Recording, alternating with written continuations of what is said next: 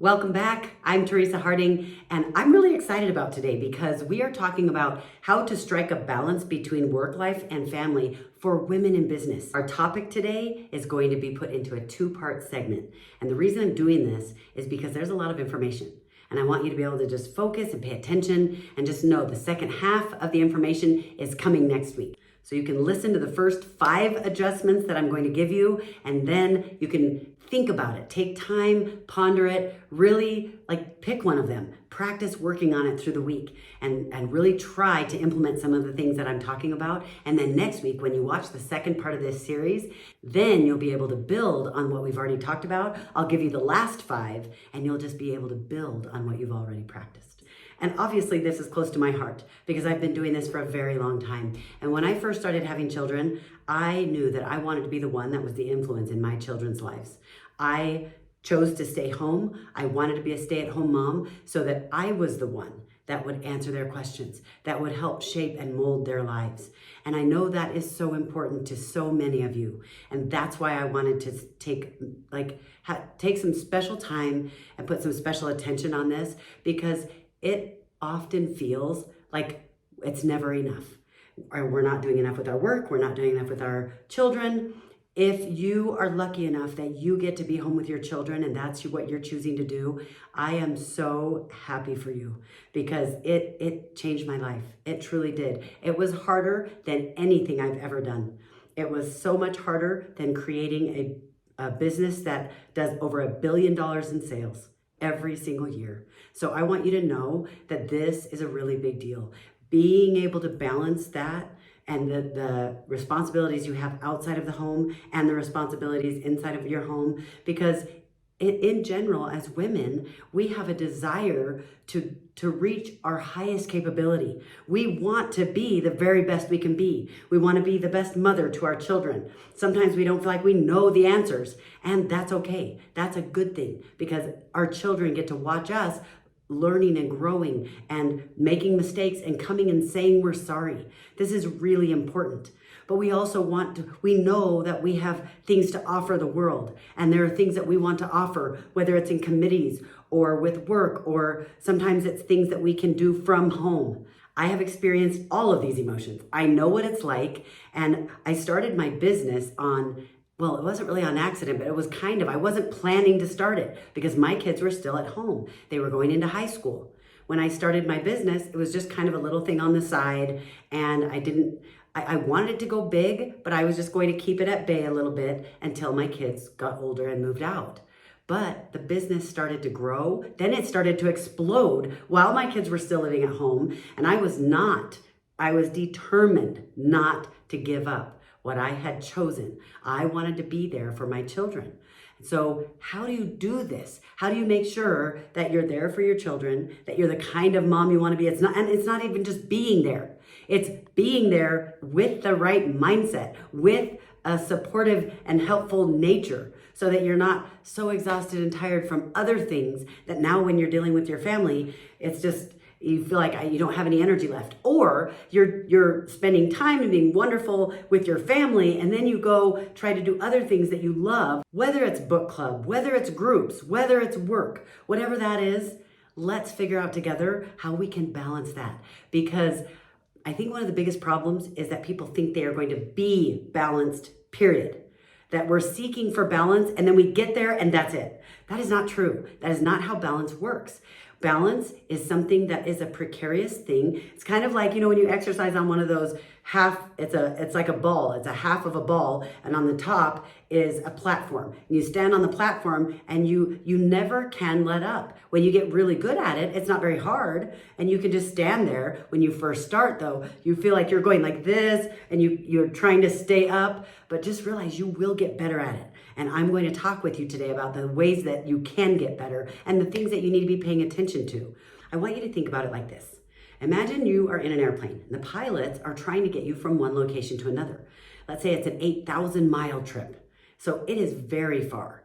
And if the plane doesn't do what it's supposed to do and go where it's supposed to go, it could be very dangerous because there are going to be times where you're over water, times where you're over forests, and it's not going to be easy to land if there's a problem. So inside of an airplane, there are two little boxes, and they call them Fred and George. And they really call them Fred and George. And Fred and George are two little electronic computers that talk to each other. And as the airplane is going from point A to point B, Fred and George talk to each other. Fred will say, "Hey, George, you're off course 2 degrees to port." And George will say, "Okay, Fred, I'll fix that." Then a second later, Fred will say, "Hey, George, you're off course 5 degrees to starboard." And the entire trip in the airplane goes like that, over and over and over. They are off course more than 90% of the time, and yet they get us to our destination from point A to point B, and we arrive safely. So what I want you to remember is that is what having balance in your life is like. When you're when you are riding in an airplane, flying in an airplane, do you sit there and stress the whole time? Maybe a few of you do, but most of you don't. You just enjoy the ride. And the pilot he understands. They're going to be going like this, making sure they're right on. That is what having balance is like. If you think, well, I have to just work and figure this out and get it right, and then I will have balance, and once I get it, then that will be good. I will tell you, you will stress yourself out, you will have anxiety, because every time you gain balance, then it will get a little bit off, and you'll have to regain balance. So if you look at it like that, it will be an unending cycle. But if you look at it like, okay, this is where I'm going, and I'm just watching. I'm just going to watch, and I'm going to get back on course as I notice that I'm getting a little bit off. That's exactly what I do. When I notice, okay, something's not feeling right, I'm getting a little bit of flack from my kids, I'm starting to realize that, oh, there's some attitudes. Maybe it's because I'm not focusing enough on them. Maybe it's because I need to take a little more time. If things are getting off at work, if there are issues going on with me because I haven't taken time to have some downtime, whatever that is that you need, I want you to think of it like the airplane. I'm just going to adjust. I'm just going to adjust. So I'm going to teach you some of those adjustments. That's what we're going to go over today, because I'm going to help you navigate the challenges of juggling a successful career with a fulfilling personal life. And remember, you are a strong and capable woman. Hello, you're a woman, period. That says so much, and you deserve to find balance in all aspects of your life. Now, I want you to notice, I didn't say you deserve to have balance. I said you deserve to find balance, because as you learn to find, it becomes a joy. As you gain a skill, it's kind of like learning to play the piano. When you first start learning to play the piano, you're plunking at the keys, and it's laborious and it's hard. But after you've gotten a little bit better, you don't even have to be that great. You just get a little bit better, that you recognize the keys and you can play. You might still be a little slow, but I'll tell you what, that journey is going to be fun. You sit down and you play a song. Now you're making music, but sometimes there are mistakes and you just fix it. That's what it's like. So the first thing I want you to remember, the first adjustment, is to set clear priorities. When you're feeling like things are out of balance, stop, take a minute, set some priorities again. The first step in finding balance is to determine what is the most important thing in both your work and your personal life. And I can guarantee you, as you're figuring out what those most top priorities are, you're not doing them, or you're letting them get off course. That's why you're feeling what you're feeling. So I want you to make a list of your top priorities, use them as a guide for making decisions about how you're going to allocate your time, how you're going to use your energy. I want to share an example with you of someone who is a dear, dear friend of mine. She's actually on one of my business teams, and she had small children at the time, or young children. They weren't really small. And her business had been growing. She wanted to be a mom who took care of her kids, was a stay-at-home mom, wanted to take care of her children, and wanted to be there for them. And all of a sudden, she came to me one day and she said, I am kind of beside myself. I need your help. She said, one of my sons, I think he was about junior high age, he's starting to get into trouble. She said, I think he's starting to get a little bit into drugs, and we just discovered, and he's been having an attitude at school, and it's gotten worse and worse and worse.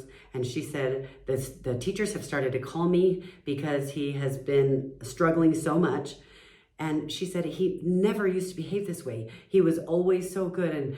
And as we talked and I asked her questions, I said, well, what do you feel like the problem is? She said, I feel like I'm just so busy. I'm so stretched in so many ways, but I don't see how I can change it because I can't just do nothing more or my business falls apart. So I want to be there for my son. So we sat down and I work with her on a very special time management system that I do with my clients.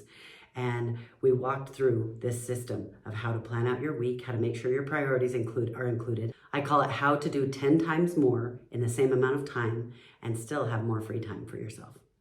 And so I walked her through this, and these were a few of the rules that we made. I asked her, what time do your kids leave for school in the morning? She said, well, I take them, and so I drop them off at this time. I said, okay, you are not allowed to be on your phone. You are not allowed to answer anything. You absolutely be 100% focused on your family and your children and until you drop them off at school. Once they get out of the car, and I don't want them to even see you get on the phone, you wait until they're in the school or they're out of sight. I don't want them, what we don't want is them feeling like, okay, I'm not doing it anymore, but as soon as you get out of the car, I'm on the phone because I can't wait till you're getting out. And so I told her to wait till then. And then I said, what time do they come home from school? Because all her kids were in full day of school. She said, well, they have activities after school and I pick them up at this time. I said, okay, from that time on, I said, when they get in the car, you are not to answer the phone. She said, yeah, but what if they call me with a problem or emergency? I said, what has happened is you have trained your team to know that they can call you anytime they want. And if they have a problem, they have you to help them fix it. I said, when you do not answer, you are teaching them a couple of things. That number one, they are going to have to figure it out on their own. And you will be amazed at how well they can do. I said, you don't text them while your kids are in the car and for the rest of the evening. And her business was such that she could work it out that way. And there were a couple of nights a week where she would go and take care of things and her husband would stay with the kids. And so I said, those times when you're with the kids, you are 100% mom. You are just enjoying hearing about their school. Just be there with them, for them, be loving them, use teaching opportunities the way you dream about wanting to be the kind of mom that you want to be. And so she started doing this, and we had outlined her week the way that I do with my clients. And within just a few days, she told me, I cannot believe the difference. And within a week, he had stopped having attitude problems at school. He was behaving differently. He was acting more engaged with the family. He was just needing love. We all need love. And think about this. As parents, sometimes we think, well, they just need to get a grip because I sacrificed this and this for them. All those things are true. But guess what? I want you to think each of us has had times when we throw a tantrum or we're having such a hard time because the person we love or the person that we were expecting to reach out or respond in a certain way or connect with us or support us in a certain way, it didn't happen the way that we hoped. And guess what? Are we perfect? No, we're not. And so we can't expect them as children to know how to manage that. That's what you're going to do. And when you set priorities, the interesting thing is, my friend did not have to give up a single thing. Not one single priority did she leave out. But because of the way she managed it, she made sure that the time with her kids was not interrupted. I'll tell you what happened is she trains a lot of people, and the people that she trains started to become more independent, started to learn how to fly on their own. Yet she was still there for them. She just set more healthy boundaries about when she would be available. That leads us to number 2. The second thing I want you to be aware of and think about and use as an adjustment tool is establishing boundaries.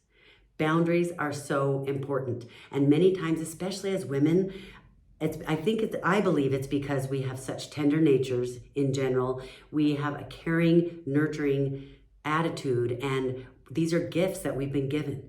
And when we are in situations, we want to nurture, we want to help, we want to give. We want to sacrifice what we want so that other people can have what they need and want, and we can feel like we are being giving and helpful and not selfish. So what you don't do is just start cutting boundaries all over the place.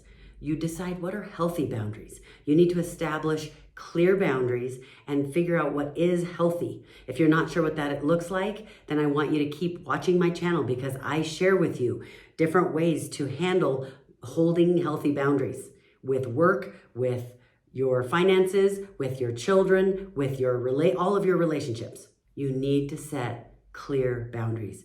Set specific work hours, create a designated workspace at home. And one of the things that's really important is you've got to communicate these boundaries to people, to your colleagues, to your clients, to your family.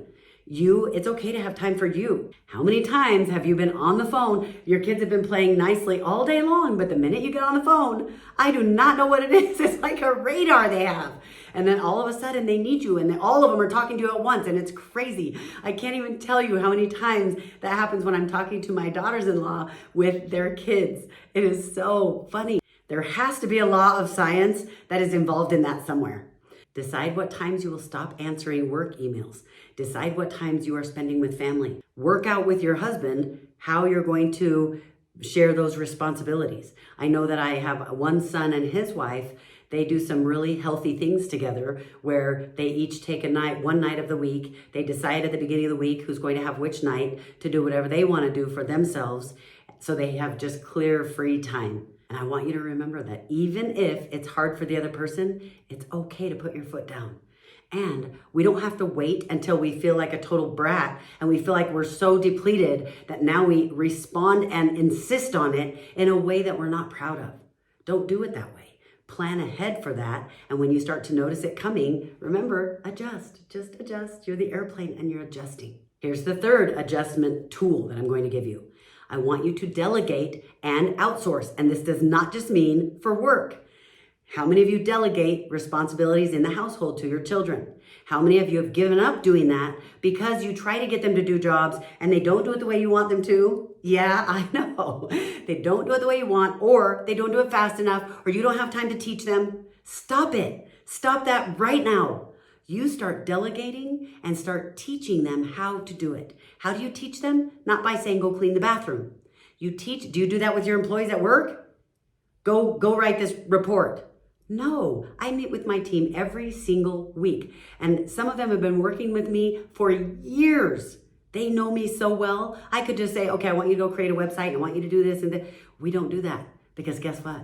I've learned that doesn't work. I've tried it before because I'm busy trying to do what I have on my list and they know what to do and I pass it off. Well, guess what? Even with adults, it doesn't work. There's a reason that I'm the entrepreneur. There's a reason I'm the one with the ideas and the drive to do this business. If everybody was an entrepreneur, this world wouldn't work very well because we need captains of the ship and we also need the riggers and we need the deck crew. We need all the different pieces, and thank heaven, different people like to do different things. So when I have noticed we are progressing so much faster when now we are meeting every single week. We go over exactly what needs to happen, the next steps to achieve our next goals, and we leave that meeting with our own specific assignments. And guess what else happens with that? All of a sudden, my load isn't so heavy because I walk away with a list of things that only I can do. Everything else that other people could do, they're not on my list now. Where before it was hard to keep that boundary. So delegate and outsource. Do it at work, do it at home, use it in every situation that you can. Even in my relationship with my husband, my relationships are important. This is a priority for me. So what do? Is it Roger's job to make sure we go on a cool date every week? No. I'm old fashioned, so I did like, the man asking the woman out. I liked that. And I felt like that was important to me. And so I found someone who it was important to him too. But we got married, we have children, and there gets to be a point where you need to share more and more responsibilities. You start to realize, you know what, I don't like having to do this part all by myself. I want you to help me, or vice versa. And you figure those things out. So now we take turns. One week it's his turn to plan the date, the next week is my turn to plan the date. But instead of it becoming complicated, where we're trying to go, oh, what night can we do? What night can we do? We pick one night of the week. And our schedule allows us to do that right now. We pick one night of the week, that's the night, so that we don't have to worry about when it's going to be. And we know that it starts at a certain time of the afternoon. We're lucky enough to start in the afternoon, and we have the rest of the evening. And it is so fun. And sometimes we stay home and play games. Sometimes we go out to a movie. Sometimes we go see, we're living in Armenia right now. Sometimes we go out and see a monastery. It is really cool because we share in those responsibilities. So guess what? That's delegating it out so that you're not always the one making sure that happens. The third adjustment I want you to get in your tool belt, I want you to be aware of, is developing a good support network. This could be a few people. It could be one person. It's usually better if it's more than one because I have some very close friends, And each of those friends is a support to me in different ways and for different things, just because of our personalities. Everybody is different. There are certain people I talk to when I need advice about my business and I need to know what I need to do next or where I'm missing something. What am I doing wrong? How do I need to get out of my stuck spot? There are different friends that I go to when I just need time to go hang out and be with friends. There are different friends I go to when I need relationship advice and I feel like I can see that I am being stubborn or prideful and I need them to be able to look at me and help me figure it out and tell me a thing or two. So it depends. So you need to develop your support network. You need to have some for your professional life. And it might just be one for each of these. Now, I'm just going to throw a little thing in here. Do not expect your spouse to be all of these. And don't pick a person and think they are supposed to be this for you. And then you get mad because you put them in that role and they don't want that role. There are so many entrepreneurs that I talk with and work with and who have been clients who feel like they need to get divorced with their spouse, from their spouse, because their spouse doesn't feel the way they do about being creative and going after the pie in the sky. Well, guess what? There's a reason you connected with each other. It's because you're different, because you balance each other. Hello, do you get what I'm saying? We're talking about balance. You lose that person, and I promise you right now, you just lost a piece of balance in your life. Maybe you're expecting them to be a role that isn't their role. Quit expecting them to be your peer group in your business. Maybe that's not their role. So figure out who has what role in your life and let them be that support for you. Now, one of the challenges I see it usually happens with women more often than with men, is that women want to go tell someone because we're talkers and that helps us walk through things and figure things out. And of course, I'm generalizing. We're all different and we all do it to differing degrees. Some men are more that way than other men, but don't go tell 20 people. Don't go complain and whine to 20 different people. Pick someone that you trust, because if you're really trying to solve your problem, you are telling them to help you resolve it, to help you find where you're being prideful, where you need to make an adjustment, where you're not setting healthy boundaries, and maybe you're allowing something in your life that you need to start saying no. But if you just want to tell this person, and now you got to tell the next person the whole story, now you got to tell the next person, that's a sign that you just want to complain. So don't be a whiner. You got to rep the women with us. Go figure out how to solve your problem. Find the person that is that role for you and let them help you. And when they give you advice, I want you to pray about it. Pray about the advice. Think about, okay, is this good advice or not? Because even in the scriptures, in the Bible, when Jesus is with Peter, and Peter, he calls him the rock. Peter is one of his best friends, if not his best friend. And when Jesus is telling Peter about how he is going to die, he's going to have to suffer for everyone's sins, and he's going to die on the cross, what does Peter say? Peter says, Jesus, you do not need to do that. You do not have to do that. It's just like any good friend would say, right? Well, what does Jesus say to Peter? He says, get thee behind me, Satan. He calls him Satan because even though Peter was trying to help, this was something that was going to veer him off course for what his priorities were. Do you see how important that is? So you've got to discover the power of a supportive community, but you've got to be strong enough to be prayerful and decide, is this the right answer? Because I will get advice from different friends about different things in situations in my life. I might be talking with one friend who helps me with my prideful relationship situations. Or am I in the wrong? What do I need to change here? And she is wonderful. She doesn't judge. She never shares anything with anyone else. I know I can trust her with every single thing I say to her. And when she tells me something, do I just go, oh, I'm going to do whatever you say? No, I don't. Sometimes I'll barter back and forth with her. I'll say, yeah, but what about this? And if I do this, then won't that be just giving in or that kind of thing? And we'll talk about it. And of course, I go be prayerful about it. But I don't just give in and do whatever I'm told. I get their advice, and I'm a big kid. I can decide, and I can make really good decisions. Sharing advice and helping each other and sharing our lives with each other, this is something that fills us up as women, and it's important. And I'll tell you this, it took me a long time to learn how to do this with women. I didn't know how to do it with women. I always hung out with guys in high school, and I was really athletic, and I liked doing all the things that the guys were doing. They always did such cool stuff, and I liked all the sports. I didn't really know how to connect very deeply with women. And I remember, as an adult with children, the first woman who was my friend at that stage in my life, I met her when I lived on the East Coast.